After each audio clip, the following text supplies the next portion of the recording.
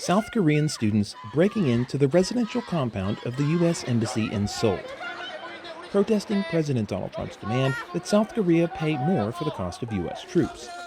The protesters are fringe, members of leftist student groups, some of which are pro-North Korea.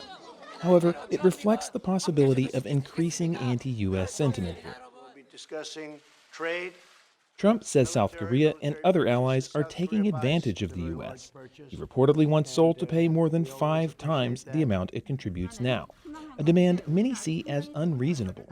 다만 미측이 과도한 방위비 분담금을 요구할 때 If the US insists on South Korea paying 5 times more, some people may see that demand as absurd, and it's possible that anti-US sentiment could grow. South Korea experienced mass anti-U.S. protests as recently as the late 2000s. Then, protesters were upset about imports of U.S. beef and the death of 2 young girls who were hit by a U.S. military vehicle. These days, it's actually pretty difficult to find overt displays of anti-U.S. sentiment here in Seoul. It's more common to find pro-U.S. demonstrations like this one. Polls suggest both conservative and liberal South Koreans broadly support the U.S. alliance and want U.S. troops to stay.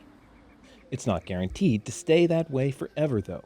As Trump turns up the heat on cost-sharing, some familiar pockets of protest are getting louder. The U.S. demand is absurd. The U.S. is asking for more than the total budget of the cost of the U.S. military presence. How can South Koreans accept this? 4 hours south of Seoul, this permanent roadblock has for years prevented U.S. access to a military base that houses a controversial anti-missile system. As a result, the U.S. must deliver supplies via helicopter. If this trend continues, then anti-U.S. feelings will become even more popular. At a regular protest in the nearby farming village, many locals say Trump's demand is disrespectful and could eventually backfire. It